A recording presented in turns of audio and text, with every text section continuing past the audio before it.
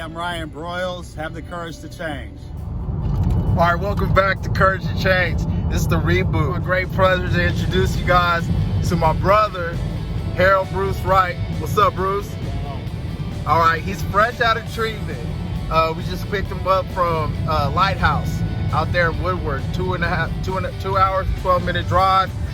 Bruce, tell us a little bit about your story, man. A background, your bottoms, and your turning point. Okay, let's see where I start. Well, I've been using ever since I was at least 11 or 12. I started using methamphetamines and alcohol, and I was like strung out immediately. I was immediately addicted for the first year of my life of using. I continued to use for the next 35 to 36 years. I got everything that goes along with it: prison, jail, homelessness, from homelessness, jail, and back to prison. All those years, yeah. You've been to the shoes too, huh? Yeah, I was in Pelican Bay the first time I ever went to prison, as a matter of fact. Yeah, and then you've been to New Folsom, Old Folsom, New Folsom, Vacaville, and then Lexington, and you out here in Oklahoma. Came to Oklahoma City shortly. Oklahoma, right when I got from prison, actually 2006. Right, when I discharged. Right after me, and so talk about your bottoms. Like, what's your bottoms look like? Like, how bad off do you get? What type of alcoholic are you? Well, they say when I'm in, clinically it's called a low bottom. I'm mostly like, I can drink myself into homeless. In half a mile, turn left. Sleeping behind buildings, behind dumpsters. I actually did that, and that's not my favorite thing to do. I'm a neat freak, so you can imagine. Right. I remember the one time we was in California, and we got the call, and somebody, I forgot who it was. They said you threw yourself out of a moving car. Yeah. Walk us through that part. Well, I'm glad you asked. I mean, it's not funny, but we can laugh about it now. Yeah, I guess. Talk about that. Well, I was strung out. I was on drugs, on meth, and alcohol, and I felt destitute. I had nothing to live for. I felt like, but God had another path for me to take. Although what happened was I felt that hopeless. Like there was no other thing, nothing else for me left in life. So I jumped out of a car.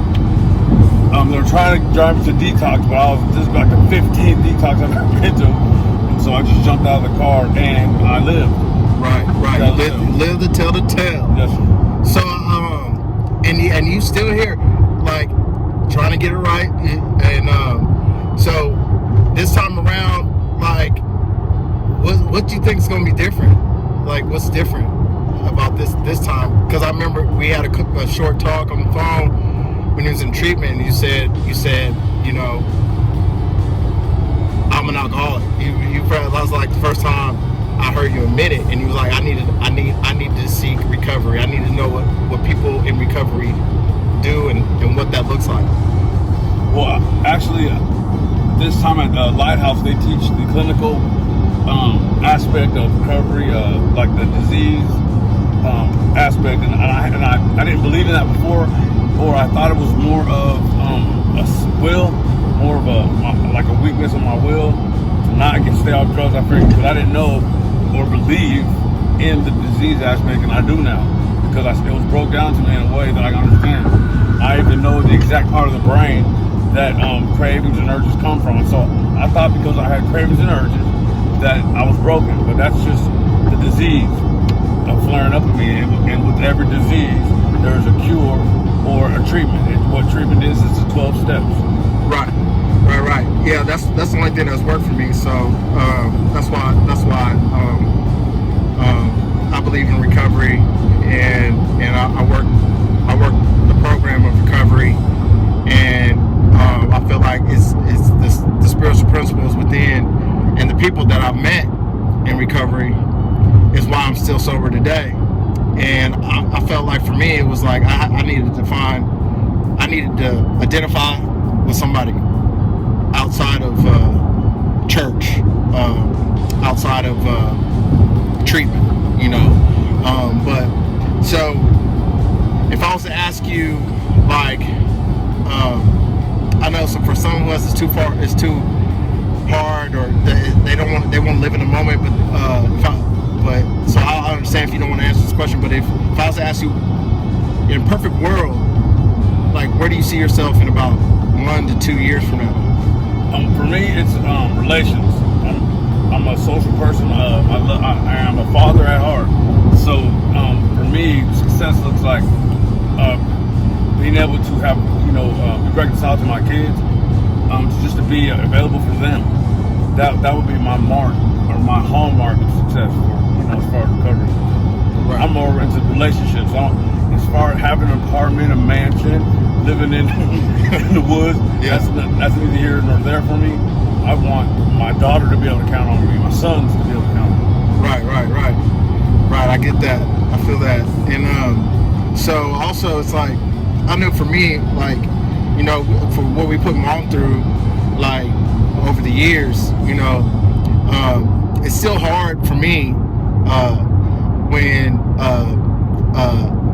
establishing, a healthy relationship with Mom. Like, and I know for a lot of addicts and alcoholics in recovery, their family members are the hardest people to regain their trust. Also, they can become enablers, so it's still a slippery slope for me. Do you see that as a challenge for you? Well, since Mom is, she has been there for me emotionally, spiritually, praying. But as far as enabling me, she hasn't for a long time. If anything, I enable her. Right.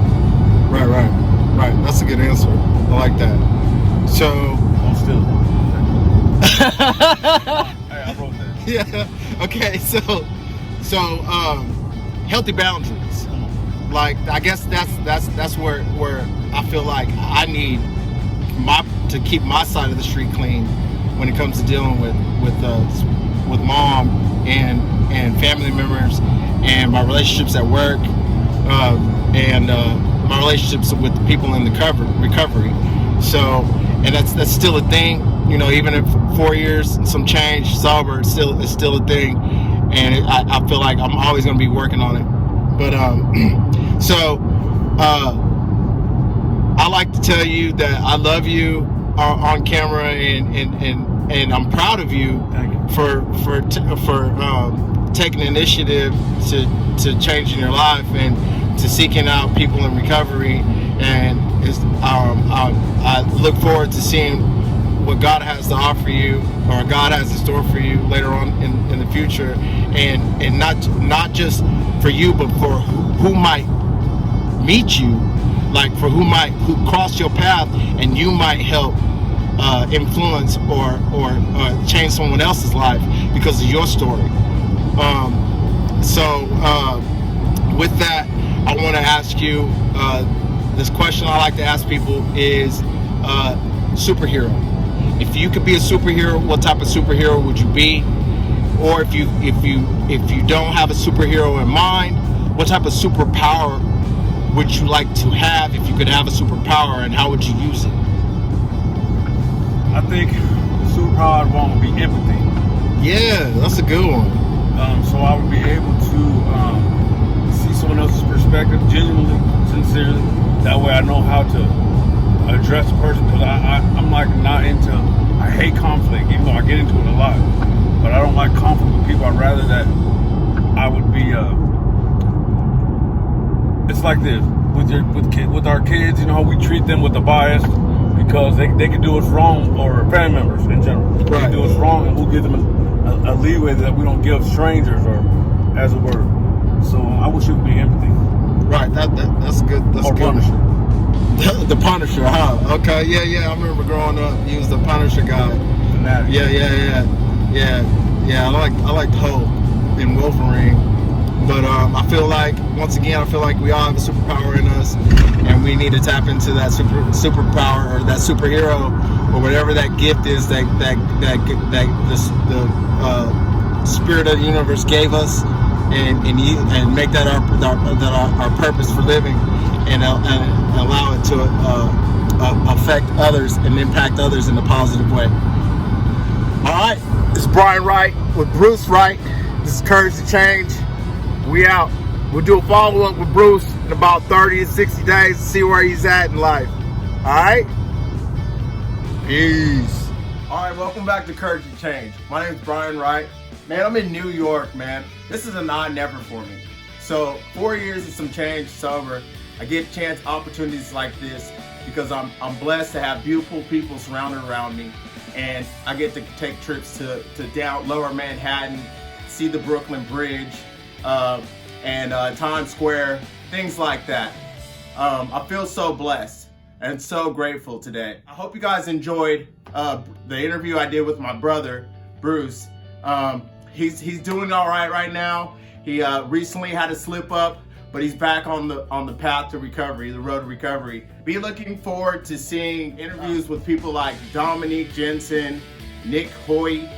I'm gonna do another update interview with HD Young coming up real soon, and guys like Jeremy Gray in the near future, Stacy Curtis.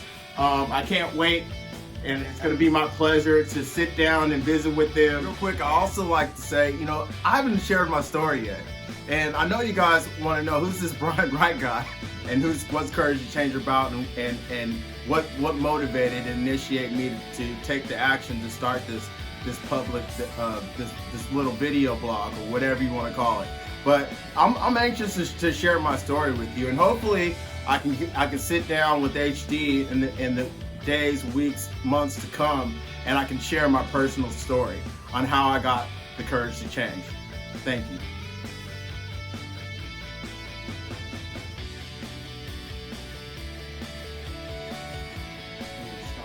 Have the courage to change.